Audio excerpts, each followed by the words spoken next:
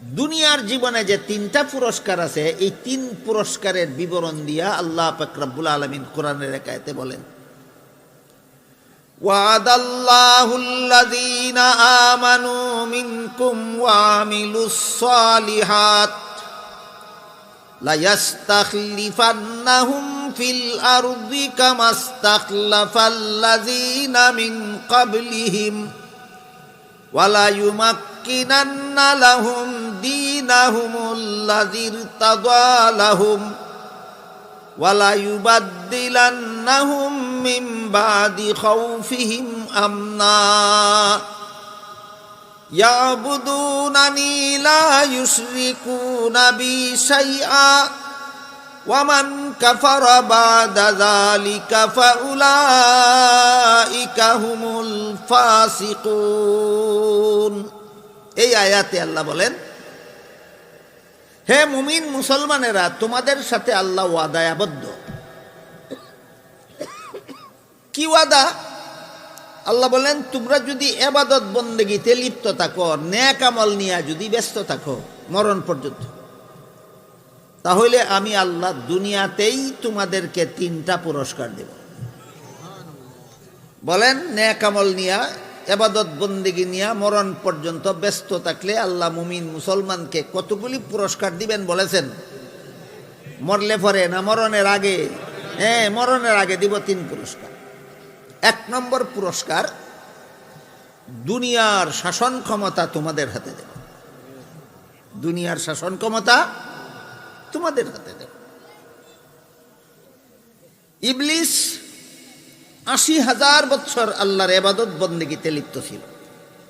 কতদিন? ৮০,০০০। সমস্ত পৃথিবীর রাজত্ব আল্লাহ ইবলিসকে দান করেছিল।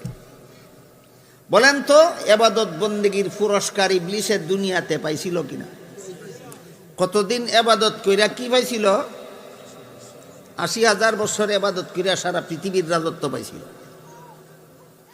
আর জান্নাতে বসবাস করার সুযোগ লাভ করেছিল।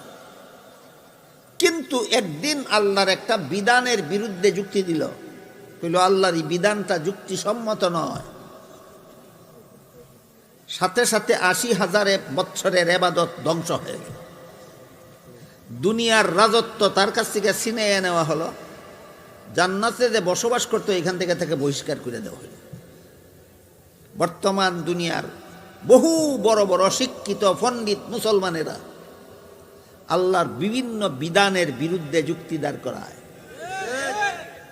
আর ফাইবানি দুনিয়ার শাসন ক্ষমতা। বুঝে থাকলে বলেন, ইবলিস সারা দুনিয়ার শাসন ক্ষমতা কোন অপরাধে হারাইছিল? আল্লাহর বিধানের বিরুদ্ধে যুক্তি দিয়ে। আল্লাহর বিধানের বিরুদ্ধে যুক্তি দিয়ে ইবলিস সারা পৃথিবীর রাজত্ব হারাইছিল। বর্তমান দুনিয়াতে এমন কোনো মুসলমানের দেশ নাই যেই দেশের কতগুলি জ্ঞান পাপীরা আল্লাহর বিধানের বিরুদ্ধে যুক্তি দাঁড় না করায়। কাজেই আল্লাহ যে ওয়াদা করেছিলেন, এই ওয়াদা আমরা পাইলাম না কেন? কারণ আমাদের নেক আমল আমরা ধ্বংস করে দেই আল্লাহর বিধানের বিরুদ্ধে যুক্তি দিয়া। আল্লাহর বিধানের বিরুদ্ধে বর্তমান সমাজের শিক্ষিত পণ্ডিত মুসলমানেরা যত বিধানের বিরুদ্ধে যত যুক্তি দেয়, এর মধ্যে একটা যুক্তি হইল, আল্লাহ পাক রব্বুল আলামিন পবিত্র কোরআনের সূরা আহজাবের ৩৩ নম্বর আয়াতের শুরুতেই বলেন, ওয়াকারনা ফি বুয়ুতিকুন্না, হে মুসলমান মহিলারা তোমরা যার যার ঘরে থাকো।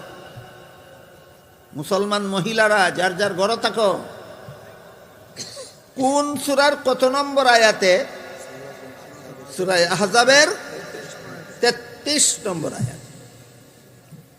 এখন একদল পণ্ডিত বেরিয়েছে, এরা কয় পুরুষরা যদি পথে ঘাটে হাটে মাঠে শহরে বন্দরে যেখানে সেখানে পর্দা ছাড়া বুরকা ছাড়া চলতে পারে, মহিলারা বসবাসের ঘরে বসে থাকবে কেন? কয়নি? কার বিরুদ্ধে কি দিল? আল্লাহর বিধানের বিরুদ্ধে যুক্তি দিল। ফাইবানি আর শাসন ক্ষমতা। নাম কাওয়াস্তে যদি কোনো দেশের গদিতে কোনো মুসলমান সরকার বসাও থাকে, কাফির সরকারে মুসলমান সরকারে কানা দুইটা দাঁড় করায় আর বসায়। কিসের ফসল? আল্লাহর বিধানের বিরুদ্ধে যুক্তি দেওয়ার ফসল।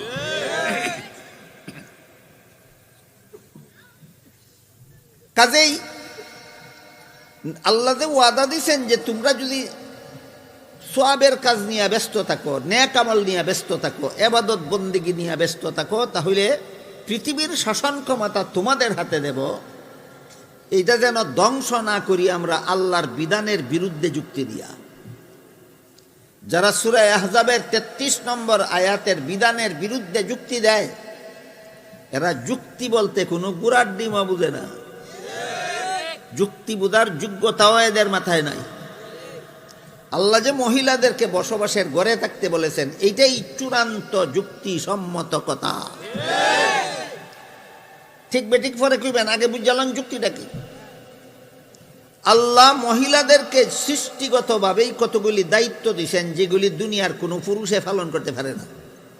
যেমন প্রতি মাসে মাসে মাসিক ঋতুস্রাবের ঝামেলা সহ্য করার দায়িত্ব আল্লাহ একচেটিয়াভাবে মহিলাদেরকে দিয়েছেন। প্রতিটি সন্তানকে গর্ভে ধারণ করার দায়িত্ব একচেটিয়াভাবে মহিলাদেরকে দিয়েছে। প্রতিটি সন্তান প্রসব করার কষ্ট সহ্য করার দায়িত্ব একচেটিয়াভাবে মহিলাকে দিয়েছেন। প্রতিটি সন্তানকে স্তনের দুধ পান করাবার দায়িত্ব একচেটিয়াভাবে মহিলাকে দিয়েছেন। দুনিয়ার কোনো পুরুষে এই সমস্ত দায়িত্ব পারবনি পালন করতে, এগুলি একমাত্র মহিলার দায়িত্ব। এবার বলেন, মাসিক ঋতুস্রাব চলাকালে মাঠে ময়দানে, খেতে খামারে, অফিসে আদালতে পুরুষের কাঁধে কাঁধ মিলাইয়া কাজ করা মহিলাদের জন্য সুবিধা না বসবাসের ঘরে থাকা সুবিধা? সন্তান গর্ভে নিয়ে সড়কে মাটি কাটা আর খেতে হাল চাষ করা সুবিধা না বসবাসের ঘরে থাকা সুবিধা? সন্তান প্রসবের সময় সংসদ ভবন সুবিধা না বসবাসের ঘর সুবিধা? সন্তানকে স্তনের দুধ পান করাবার সময় গাড়ির ড্রাইভিং সিট সুবিধা না বসবাসের ঘর সুবিধা? তাহলে আল্লাহ যে মহিলাদেরকে বসবাসের ঘরে থাকতে বলেছেন, অযৌক্তিক না চূড়ান্ত যুক্তিসম্মত? যে সমস্ত পণ্ডিতেরা এর বিরুদ্ধে যুক্তি দাঁড় করায়, এই সমস্ত পণ্ডিতের মস্তক গান্দা, যুক্তি নামের গুড়ার ডিমও বুঝে না।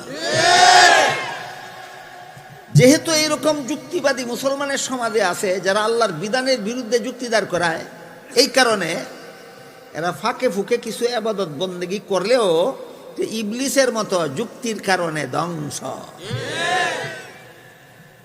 বুঝে থাকতে বলেন, ইবলিস কোন দেশের শাসন ক্ষমতা পাইছিল? কত বৎসর ইবাদত করার পর? আপনার দেশ সমাজের যে পণ্ডিতরা আল্লাহর বিধানের বিরুদ্ধে যুক্তি দেয়, 1000 বছর ইবাদত করছে। ইবলিস 80,000 বছর আল্লাহর ইবাদত করেছিল, একটা যুক্তির কারণে ধ্বংস হয়ে গেল। কাজেই আপনাদের মনে যেন প্রশ্ন না জাগে যে আমরা তো দৎকিঞ্চিত যাও ইবাদত বন্দেগী 2-4 জনে করি, আল্লাহ যে ওয়াদা দিল সারা দুনিয়ার শাসন ক্ষমতা আমাদেরকে দিবেন, দিলেন না কেন? ইবলিসের কাছ থেকে যে কারণে কাইরা নিছেন, হে দুনিয়ার মুসলমান গোষ্ঠী বর্তমানের, একই কারণে তোমাদের কাছ থেকে আল্লাহ পৃথিবীর শাসন ক্ষমতা কাইরা নিয়ে গেছেন। গেল এক পুরস্কার দুনিয়াতে, যারা মরণ পর্যন্ত ইবাদত বন্দেগী নিয়ে ব্যস্ত থাকবে। 2 নম্বর পুরস্কার, আল্লাহ বলেন, ওয়ালা ইউমাক্কিনান্না লাহুম দীনাহুমুল্লাযী ইরতাদা লাহুম। যে ইসলাম ধর্মকে আমি আল্লাহ তোমাদের জন্য পছন্দ করে নিলাম, এই ইসলাম ধর্মকে আমি আল্লাহ নিজ দায়িত্বে সারা দুনিয়াতে প্রতিষ্ঠা করে দেব। যে দুনিয়াতেই এই দ্বিতীয় পুরস্কারটা তোমরা পাইবা যদি মরণ পর্যন্ত আমি আল্লাহর ইবাদত বন্দেগী নিয়ে লিপ্ত থাকো। 3 নম্বর পুরস্কার, ওয়ালা ইউবাদদিলান্নাহুম মিন বাদি খাউফিহিম আমনা। সন্ত্রাসীদের হামলার থেকে আমি আল্লাহ মুমিন মুসলমানদেরকে দুনিয়াতে নিরাপদ করে দেব। কটা পুরস্কার হইল? 3টা। আল্লাহ বলেন, হে মুমিন মুসলমানেরা, আমি আল্লাহ তোমাদের সাথে ওয়াদাবদ্ধ, তোমরা যদি আখিরাতমুখী হও, তোমরা যদি ইবাদত বন্দেগী নিয়ে ব্যস্ত থাকো, তাহলে দুনিয়াতেই তোমাদেরকে এই 3টা পুরস্কার দেব। এরপরে আল্লাহর ইবাদত বন্দেগী নিয়ে মরণ পর্যন্ত ব্যস্ত থাকার আর একটা পুরস্কার আছে মরণকালে। আর একটা পুরস্কার মরণকালে। মরণকালের পুরস্কারের ঘোষণা দিয়ে আল্লাহ বলেন, ইন্নাল্লাযীনা ক্বালু রাব্বুনাল্লাহু সুম্মা ইসতাকামু তাতানাজ্জালু আলাইহিমুল মালাইকাতু আল্লা তাখাফু ওয়া লা তাহজানু ওয়া আবশিরু বিল জান্নাতিল্লাতী কুনতুম তুআদুন।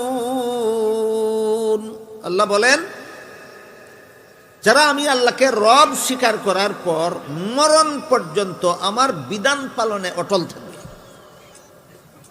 এদেরকে আল্লাহ বলেন আমি মরণকালে ঈমান নিয়া মরণের কাজে রহমতের ফিরিস্তা পাঠাইয়া সাহায্য করব। এটা হলো মরণকালীন পুরস্কার, জান্নাতের পুরস্কার, কি নাম, কবরের পুরস্কার। এই অবস্থায় যাদের মরণ হবে, যে মরণ পর্যন্ত আল্লাহর ইবাদত বন্দেগী নিয়ে ব্যস্ত ছিল, হাদিস শরীফে আল্লাহর রাসূল বলেন এরা কবর জগতে কিয়ামতের আগ পর্যন্ত জান্নাতের সুখ শান্তি ভোগ করতে থাকবে। হাসরের মাঠের পুরস্কার, হাদিস শরীফে আল্লাহর রাসূল বলেন এদেরকে হাসরের মাঠে আল্লাহর আরশের ছায়ার নিচে ছায়া দান করা হবে। তারপরের পুরস্কার হইল জান্নাত। কাজেই রাসূল যে বলেছেন, যার অন্তরে আল্লাহ হেদায়েতের নূর দান করেছেন 3 আলামতের দ্বারা তাকে চিনা যাবে। প্রথম আলামত হইল সে দুনিয়ামুখী হবে না, আর 2 নম্বর আলামত হইল সে পরকালমুখী হবে। দুনিয়ামুখী হবে না মানে হারাম কাজের আনন্দ উপভোগের চেষ্টা করবে না, আর আখিরাতমুখী হবে কথার মানে আল্লাহর ইবাদত বন্দেগী নিয়ে ব্যস্ত থাকবে মরণ পর্যন্ত। কত আলামতের আলোচনা হইল? 2 আলামত। এরপরে রাসূল বলেন যার অন্তরে আল্লাহ হেদায়েতের নূর দান করেছেন তার 3 নম্বর আলামত হইল সে মরণের জন্য প্রস্তুতি গ্রহণ করবে, মরণের জন্য রেডি হবে।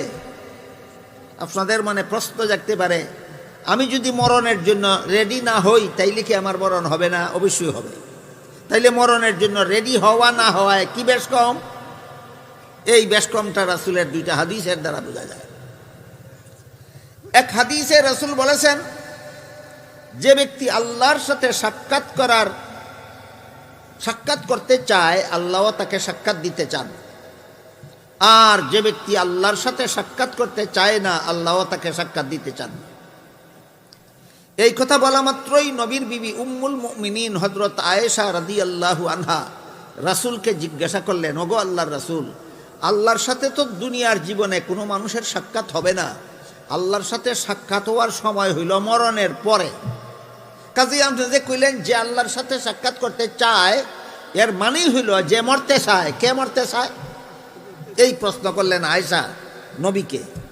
যে আপনি যে বললেন যে আল্লাহর সাথে সাক্ষাৎ করতে চায়, আল্লাহ তাকে সাক্ষাৎ দিতে চায়, আল্লাহর সাথে সাক্ষাতের সময় তো মরণের আগে না, আল্লাহর সাথে সাক্ষাতের সময় হইল মরণের পরে। কাজে আপনি যে বললেন আল্লাহর সাথে যে সাক্ষাৎ করতে চায়, এর অর্থ হইল যে মরতে চায়। বলুন তো কে মরতে চায়? তখন রাসূল বলেন, আয়েশা তুমি আমার কথা শুনেছ, ব্যাখ্যা বুঝনি। আমার কথার ব্যাখ্যা হইল মানুষের মরণ 2 প্রকার। মানুষের মরণ 2 প্রকার। এক প্রকার মানুষের মরণকালে আজরাইল ফিরিস্তা তার জান্নাতের ঠিকানাটা দেখাইয়া বলে, এই জান্নাতে তোমার ঠিকানা, আল্লাহ আমাকে পাঠাইছেন তোমাকে ওইখানে নিয়ে যাওয়ার জন্য। রাসূল বলেন আজরাইল তাকে জান্নাতের ঠিকানাটা দেখাইয়া এই সুসংবাদটা দেওয়ার পরে এই মানুষটা পাগলের মতো হইয়া যায় জান্নাতে পৌঁছে যাওয়ার জন্য, এবং দুনিয়ার সব কিছু ভুলে যায়। বিবি বাচ্চার কথা ভুলে যায়, ছেলে মেয়ের কথা ভুলে যায়, ভাই বেরাদর কথা ভুলে যায়, ধন সম্পদের কথা ভুলে যায়, বাড়িঘরের কথা, সব কিছু ভুলে গিয়ে আজরাইলকে বলে, তাড়াতাড়ি আমাকে আমার ঠিকানায় নিয়ে যাও, তাড়াতাড়ি আমাকে আমার ঠিকানায় নিয়ে যাও। রাসূল বলেন এই লোকটা আল্লাহর সাক্ষাৎ চায়, আল্লাহও তারে সাক্ষাৎ দিতে চায়। এমন মরণ প্রস্তুতি ছাড়াই হয় না প্রস্তুতি লাগে? এমন মরণ প্রস্তুতি ছাড়া হয় না। এমন মরণের জন্য প্রস্তুতি লাগে। প্রস্তুতির সহজ ব্যবস্থা হইল সাধ্যমতো গুনাহ থেকে বেঁচে থাকার চেষ্টা করা। অগত্যা কোনো সময় কোনো গুনাহ হয়ে গেলে অবিলম্বে যথারীতি তওবা কইরা গুনাহটা ছেড়ে দেওয়া, আর সমস্ত নেক আমল নিয়ে মরণ পর্যন্ত ব্যস্ত থাকাই হইল এই রকম মরণের প্রস্তুতি। এই রকম মরণের প্রস্তুতি বুঝে থাকলে বলুন তো, অতীতেও গান শুনতো, বাজনা শুনতো, অতীতেও সুদ খাইতো, ঘুষ খাইতো, অতীতেও মানুষের সম্পত্তি অন্যায়ভাবে জুড়ে দখল করত, এখনো ছাড়ে না, ভবিষ্যতে আরো করার ইচ্ছা আছে। এই লোকটা ভালো মরণের জন্য প্রস্তুত। তাইলে বুঝতে পারতেছেন আপনার কথা, মরণের জন্য প্রস্তুতি কাকে বলে? রাসূল বলেন ৩ নম্বর আলামত হলো যেই ব্যক্তি ওই রকম মরণের জন্য প্রস্তুত থাকে। আলামত ৩ নম্বর আলামত পাওয়া গেল আল্লাহ তার অন্তরে হেদায়েতের নূর দান করেছেন। তারপরে রাসূল বলেন আরেক প্রকার মানুষের মরণকালে আজরাইল ফিরিস্তা আয়েশা তাকে জান্নাত আগে জান্নাত দেখাইয়া বলে, জান্নাতের এই বাড়িটা আল্লাহ তোমার জন্য বানাইছিলেন, কিন্তু তুমি এই জান্নাতে যাওয়ার কোনো কাজকর্ম করছো না, কাজেই জান্নাতের এই বাড়িটা তোমার নাম থেকে ক্যান্সেল করে দেওয়া হলো, ডিলিট করে দেওয়া হলো। জান্নাতের এই বাড়ি আর তুমি পাইবা না। এই মর্মে তাফসীরের কিতাবে লেখা আছে, আল্লাহ দুনিয়াতে যতটা মানুষ বানাইছেন প্রত্যেকটা মানুষের জন্যই জান্নাতে একটা করে বাড়ি বানাইছেন। এবার একটা মানুষ আল্লাহ সৃষ্টি করছেন না যার জন্য জান্নাতে কোনো বাড়ি বরাদ্দ করছেন না, কিন্তু প্রতিটি মানুষের জন্য যে আল্লাহ জান্নাতে একটা করে বাড়ি বানাইছেন, আল্লাহ বলেন এগুলি বিনামূল্যে দেব না, তোমার ঈমান এবং আমলের বিনিময়ে আমি আল্লাহর কাছ থেকে কিনা নিবা।